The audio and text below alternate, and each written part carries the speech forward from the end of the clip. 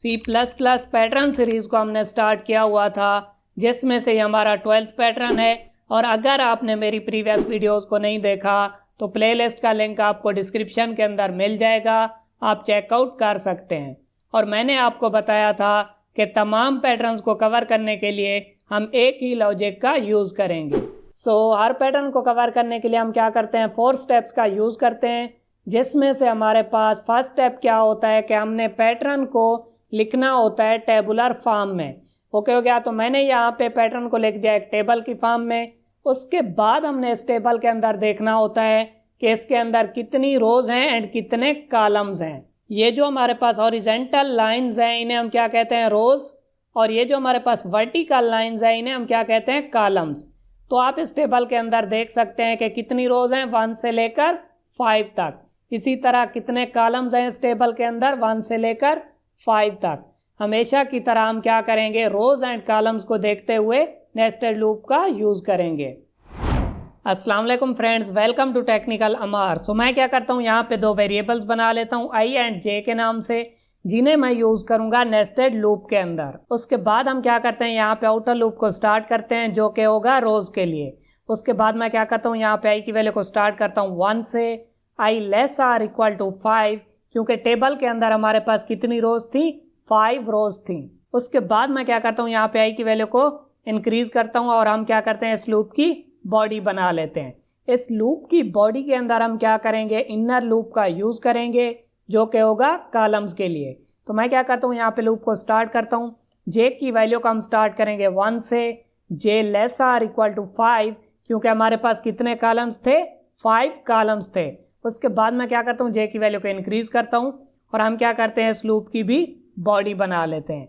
इस लूप की बॉडी के अंदर हम क्या करेंगे, पोजीशंस का डिसीजन लेंगे कि किस पोजीशन पे हमने किसी भी नंबर को या अल्फ़ाबेट को प्रिंट कराना है और किस पोजीशन को हमने एम्प्टी रखना है।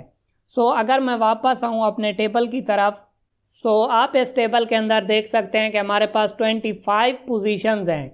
किसी पोजीशन पे तो हमने अल्फ़ाबेट को प्रिंट कराया हुआ है और किसी पोजीशन को हमने यहाँ पे एम्प्टी रखा हुआ है। फॉर एग्जांपल, अगर हमारे पास आई की वैल्यू है 1, यानी कि फर्स्ट रो, एक ही रो के अंदर हमारे पास कितने कॉलम्स होंगे, 5 कॉलम्स होंगे।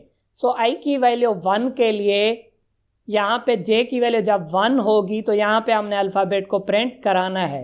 इसी तरह एक ही रो के अंदर जब सेकंड कॉलम होगा, यानी कि जे की वैल्यू 2 होगी, तो यहाँ पे भी हमने अल्फ़ाबेट को प्रिंट कराना है। जे की वैल्यू 3 पे भी, 4 पे भी एंड 5 पे भी। ओके हो गया। इसी तरह अगर हम देखें आई की वैल्यू 2 को, तो यहाँ पे जे की वैल्यू 1 के लिए भी, 2 के लिए भी, 3 के लिए भी एंड 4 के लिए भी हमने अल्फ़ाबेट को प्रिंट कराना है। बट यहाँ पे 5 के लिए हमने अल्फ़ाबेट को प्रिंट नहीं कराना। हम क्या करेंगे, आई एंड जे की वैल्यू को देखते हुए पोजीशंस का डिसीजन लेंगे कि कहाँ पे हमने किसी भी अल्फ़ाबेट को प्रिंट कराना है। पोजीशन के डिसीजन के लिए हम क्या करेंगे, यहाँ पे लगाएंगे एक कंडीशन। अगर ये वाली कंडीशन ट्रू होगी तो हम क्या करेंगे, यहाँ पे स्टार को प्रिंट करा देंगे फिलहाल। उसके बाद मैं क्या करूँगा, यहाँ पे इस स्टार को कन्वर्ट कर दूंगा अल्फ़ाबेट्स में। ओके हो गया। और अगर ये वाली कंडीशन फॉल्स हो जाएगी तो हम क्या करेंगे, एल्स में आएंगे और यहाँ पे हम एम्प्टी स्पेस को प्रिंट करा देंगे। इसका मतलब ये हुआ कि पोजीशन के डिसीजन के लिए हमें ये वाली कंडीशन फाइंड आउट करनी पड़ेगी। इस कंडीशन को फाइंड आउट करने के लिए हम क्या करेंगे, स्टेप 2, 3 एंड 4 का यूज़ करेंगे। स्टेप 2 इंतहाई सिंपल है, जिसके अंदर हमने ये देखना है कि आई की एक वैल्यू के लिए जे की कौन कौन सी वैल्यूज़ हैं जहाँ पे हम अल्फ़ाबेट्स को प्रिंट करवाना चाहते हैं। फॉर एग्जांपल, अगर हम वापस आएँ अपने टेबल की तरफ, तो आई की वैल्यू अगर 1 है तो कौन कौन से कॉलम्स हैं जहाँ पे हम अल्फ़ाबेट को प्रिंट करवाना चाहते हैं। जे की वैल्यू 1 के लिए भी हम अल्फ़ाबेट को प्रिंट कराना चाहते हैं, 2 के लिए भी, 3 के लिए भी, 4 के लिए भी एंड 5 के लिए भी। तो हम क्या करेंगे, स्टेप 2 में लिखेंगे कि अगर आई की वैल्यू 1 है, यानी कि फर्स्ट रो है, तो इसमें कौन कौन से कॉलम्स हैं, जे की वैल्यू 1 भी है, 2 भी है, 3 भी है, 4 भी है एंड 5 भी है। इसी तरह अगर आई की वैल्यू 2 है तो कौन कौन से कॉलम्स हैं, जे की वैल्यू 1 पे भी, 2 पे भी, 3 पे भी, 4 पे भी। 5 पे हमने यहाँ पे अल्फ़ाबेट को प्रिंट नहीं कराना। तो हम क्या करेंगे, यहाँ पे लिखेंगे कि अगर आई की वैल्यू 2 है तो जे की कौन कौन सी वैल्यूज़ हैं, 1 2 3 एंड 4। इसी तरह अगर आई की वैल्यू 3 है तो जे की कौन कौन सी वैल्यूज़ हैं, 1 2 एंड 3। ओके हो गया। तो हम क्या करेंगे, स्टेप 2 में लिखेंगे 1 2 एंड 3। इसी तरह अगर आई की वैल्यू 4 है तो जे की कौन कौन सी वैल्यूज़ हैं, 1 एंड 2। इसी तरह 5 के लिए हमारे पास जे की एक ही वैल्यू है 5, जहाँ पे हम अल्फ़ाबेट को प्रिंट करवाना चाहते हैं। उसके बाद हम आएंगे स्टेप 3 में, जहाँ पे हमने क्या करना होगा, स्टेप 2 को जनरलाइज करके रिलेशनल ऑपरेटर की मदद से लिखना होगा, क्योंकि कंडीशन में हम रिलेशनल ऑपरेटर को ही यूज़ करेंगे। फॉर एग्जांपल अगर यहाँ पे मैं लूँ आई की वैल्यू 3 को, तो आप यहाँ पे देख सकते हैं कि अगर आई की वैल्यू 3 है तो जे की कौन कौन सी वैल्यूज़ हैं, 1 2 एंड 3, यानी कि 3 तो है, इससे लेस भी है। तो हम क्या करेंगे, स्टेप 3 में लिखेंगे कि अगर आई की वैल्यू 3 है तो जे क्या होगा, लेस आर इक्वल टू 3।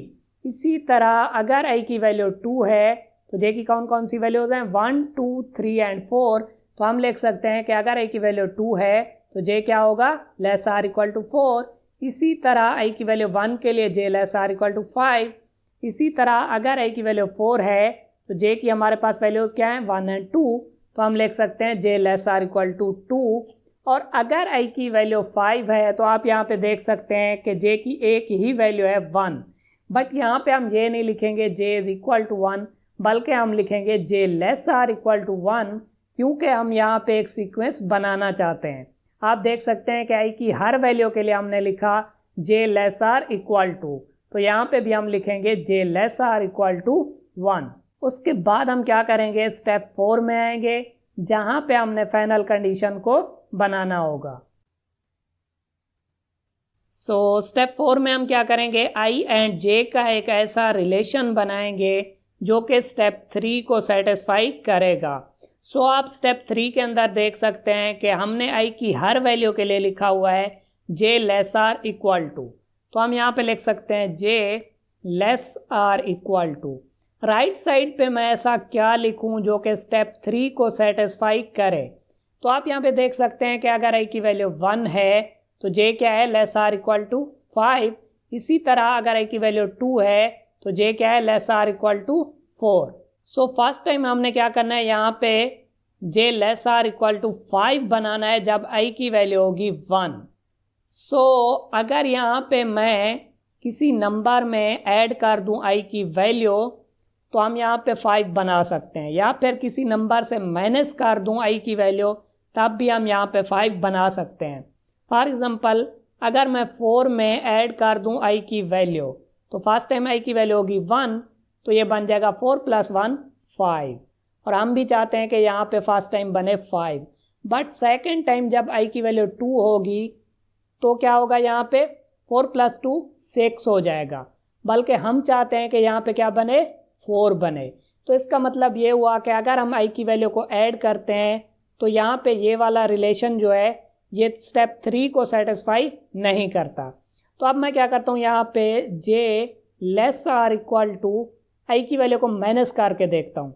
अगर 6 में से हम 1 को माइनस कर दें तो वो बन जाएगा 5। तो अगर यहाँ पे मैं लिखूँ 6 - आई तो फर्स्ट टाइम क्या होगी आई की वैल्यू 1, तो ये बन जाएगा 5, और हम भी यही चाहते हैं। बट सेकेंड टाइम जब आई की वैल्यू 2 होगी तो ये बन जाएगा 6 - 2 4, और हम भी चाहते हैं कि सेकेंड टाइम 4 बने। थर्ड टाइम अगर आई की वैल्यू 3 होगी तो ये बन जाएगा 6 - 3 3, और हम भी यही चाहते हैं। इसका मतलब ये हुआ कि ये हमारी फाइनल कंडीशन होगी जहाँ पे हम किसी भी अल्फ़ाबेट्स को प्रिंट करवाना चाहते हैं। ओके हो गया। तो हमने पोजीशंस को फाइंड आउट कर लिया। आप क्या करें, इस वीडियो को फटाफट से लाइक कर दें और हम चलते हैं DEVC++ पे और इसे देखते हैं प्रैक्टिकली।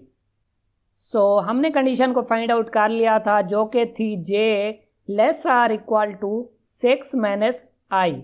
अब अगर मैं इसे ड्राई एंड रन करूं तो फर्स्ट टाइम क्या होगा, आई की वैल्यू होगी 1, 1 less or equal to 5, condition true हो जाएगी। यहाँ पे आई की वैल्यू क्या होगी, 1, यानी कि फर्स्ट रो यहाँ पे स्टार्ट होगी। तो फर्स्ट रो के लिए क्या होगा, यहाँ पे 5 कॉलम्स होंगे, क्योंकि हर रो में क्या होंगे, 5 कॉलम्स होंगे। तो क्या होगा, यहाँ पे जे की वैल्यू होगी 1 1 less or equal to 5, condition true हो जाएगी। तो हम इस लूप की बॉडी के अंदर आएंगे और यहाँ पे ये वाली कंडीशन चेक होगी। अगर ये वाली कंडीशन ट्रू होगी तो यहाँ पे स्टार प्रिंट होगा, वरना यहाँ पे एम्प्टी स्पेस प्रिंट हो जाएगी। उसके बाद क्या होगा, जे की वैल्यू इंक्रीज होकर 2 हो जाएगी, 2 less or equal to 5, condition true हो जाएगी। और यहाँ पे दोबारा हम क्या करेंगे, इस कंडीशन को चेक करेंगे। अगर ये वाली कंडीशन ट्रू होगी तो स्टार प्रिंट होगा, वरना यहाँ पे एम्प्टी स्पेस प्रिंट होगी। इसी तरह क्या होगा, ये वाला लूप 5 टाइम चलेगा। ओके हो गया। जब ये वाला लूप 5 टाइम चल जाएगा तो उसके बाद हम लूप के बाहर आएंगे। इस तरह क्या होगा, एक रो कंप्लीट हो जाएगी।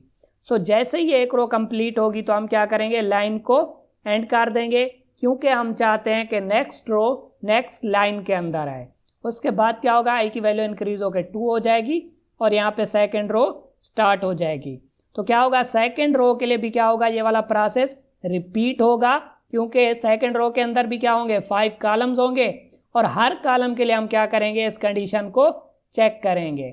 ओके हो गया। अब अगर मैं इसे कंपाइल एंड रन करूं, सो आप यहाँ पे देख सकते हैं कि सेम उसी तरह का पैटर्न हमें देखने को मिल रहा है, बट हमने यहाँ पे स्टार्स को प्रिंट कराया हुआ है। हालांकि हमने यहाँ पे अल्फ़ाबेट्स को प्रिंट कराना था, बट आप एक चीज़ यहाँ पे गौर से देखें कि हमने उन्हीं पोजीशंस पे स्टार को प्रिंट कराया हुआ है जिन पोजीशंस पे हम अल्फ़ाबेट्स को प्रिंट करवाना चाहते थे। इसका मतलब ये हुआ कि अब हमें पोजीशंस की टेंशन नहीं है, हमने क्या करना है, जस्ट स्टार की बजाय यहाँ पे अल्फ़ाबेट्स को प्रिंट कराना है।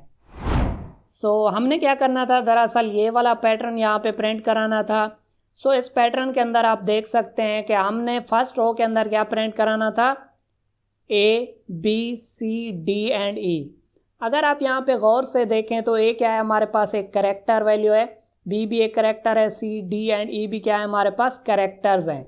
हमने पोजीशंस की यहाँ पे टेंशन नहीं लेनी, जस्ट हमने क्या करना है, यहाँ पे इन्हीं पोजीशंस पे अल्फ़ाबेट्स को प्रिंट कराना है। अब अगर मैं यहाँ पे इन अल्फ़ाबेट्स को प्रिंट करवाना चाहता हूँ तो इसी तरह प्रिंट कराना हमारे लिए थोड़ा सा मुश्किल हो जाएगा, बट अगर हम इसके लिए आस्की टेबल को यूज़ कर लें तो हम इजीली इस पैटर्न को प्रिंट करवा सकते हैं। सो हम क्या करेंगे, आस्की टेबल में इनकी डेसिमल वैल्यूज़ को देखेंगे, उनकी मदद से हम इन्हें प्रिंट करवा सकते हैं इजीली। सो ये हमारे पास क्या है, आस्की टेबल है, या फिर आप इसे आस्की चार्ट भी कह सकते हैं। आप गूगल में आके लिखेंगे simply ASCII table in C++, तो आपको ये वाला टेबल देखने को मिल जाएगा। इसका लिंक भी मैं आपको डिस्क्रिप्शन के अंदर दे दूंगा। सो इस टेबल के अंदर आप देख सकते हैं कि कैपिटल ए के लिए जो हमारे पास डेसिमल वैल्यू है वो है 65, इसी तरह कैपिटल बी के लिए 66, कैपिटल सी के लिए 67, डी के लिए 68 एंड ई के लिए 69। तो हम क्या करेंगे, इन डेसिमल वैल्यूज़ को यूज़ करेंगे, उसके बाद हम क्या करेंगे, इन्हें करेक्टर्स में कन्वर्ट कर देंगे। सो मैंने क्या किया, यहाँ पे करेक्टर की बजाय उनकी डेसिमल वैल्यूज़ को लिखा हुआ है। सो आप यहाँ पे देख सकते हैं कि कैपिटल ए के लिए हम लिख सकते हैं 65, बी के लिए 66, सी के लिए 67, डी के लिए 68 एंड ई के लिए 69। सो अगर हम ये वाला पैटर्न बना लेते हैं डेसिमल वाला, तो हम इजीली इसे कन्वर्ट कर सकते हैं अल्फ़ाबेट्स के अंदर। सो अगर ये वाला पैटर्न यहाँ पे मैं बनाना चाहता हूँ तो क्या होगा, यहाँ पे फर्स्ट रो के लिए हमारे पास कितने कॉलम्स होंगे, 5 कॉलम्स, 1 2 3 4 एंड 5। ओके हो गया। तो फर्स्ट रो के अंदर तमाम कॉलम्स पे हमने यहाँ पे क्या करना था, अल्फ़ाबेट्स को प्रिंट कराना था। पोजीशंस को हम पहले ही देख चुके हैं। सो जब यहाँ पे फर्स्ट रो के लिए फर्स्ट कॉलम होगा तो हम यहाँ पे प्रिंट कराना चाहते हैं 65।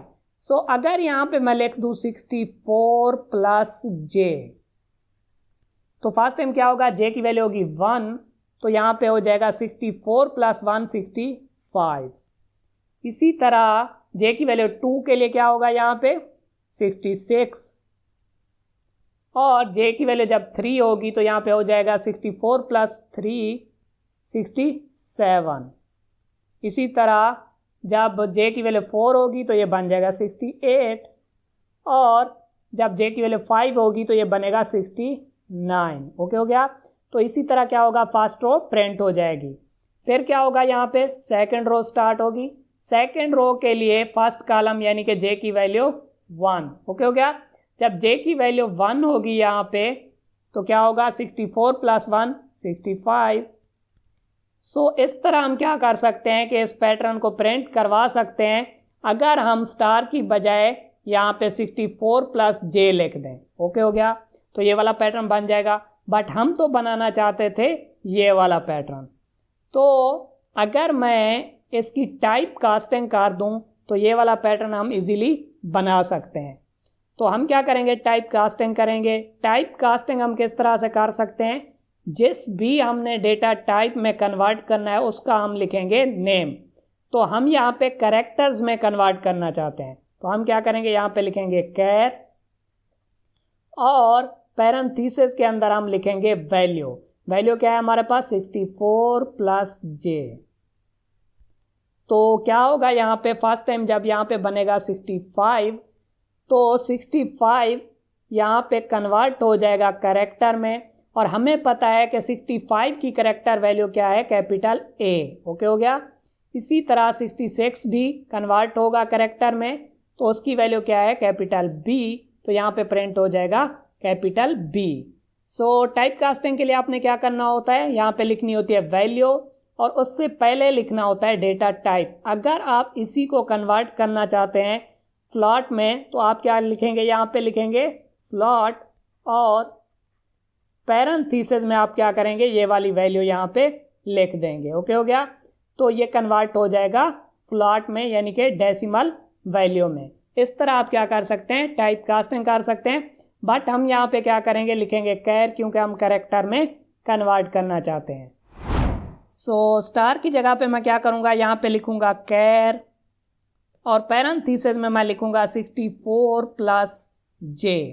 सो फर्स्ट टाइम जब ये वाला लूप चलेगा तो क्या होगा, यहाँ पे j की वैल्यू होगी 1 ≤ 5, कंडीशन ट्रू हो जाएगी। तो यहाँ पे अगर कंडीशन ये वाली ट्रू होगी तो यहाँ पे क्या होगा, 64 + 1 यानी कि 65। बट हम 65 को प्रिंट नहीं कराना चाहते तो हम क्या करेंगे, इसे कन्वर्ट करेंगे कैरेक्टर में। सो 65 की कैरेक्टर वैल्यू क्या होती है, कैपिटल A। सो क्या होगा, यहाँ पे कैपिटल A प्रिंट हो जाएगा। इसी तरह अगर ये वाली कंडीशन सेकेंड टाइम ट्रू होगी तो j की वैल्यू होगी 2, तो ये बन जाएगा 64 + 2 66 और वो कन्वर्ट होगा कैरेक्टर में तो यहाँ पे प्रिंट हो जाएगा कैपिटल B। अब अगर मैं इसे कंपाइल एंड रन करूँ सो अब आप यहाँ पे देख सकते हैं कि सेम उसी तरह का अल्फ़ाबेट पैटर्न हमें देखने को मिल रहा है जो कि हम बनाना चाहते थे। C++ पैटर्न सीरीज़ में और भी बहुत से पैटर्न्स आने वाले हैं। सो आप क्या करें, मेरी C++ पैटर्न्स वाली प्लेलिस्ट को यहाँ से एक्सेस करें और अगर आप किसी भी टॉपिक से रिलेटेड एग्जाम्पल प्रोग्राम्स को देखना चाहते हैं तो आप मेरी C++ एग्जाम्पल प्रोग्राम वाली प्लेलिस्ट को भी यहाँ से एक्सेस कर सकते हैं। और अगर आप C++ को बिल्कुल बेसिक लेवल से देखना चाहते हैं तो आप मेरी C++ ट्यूटोरियल फॉर बिगनर्स वाली प्लेलिस्ट को भी यहाँ से एक्सेस कर सकते हैं। इन तीनों प्लेलिस्ट के लिंक मैं आपको डिस्क्रिप्शन के अंदर भी दे दूंगा और आई बटन के अंदर भी दे दूंगा।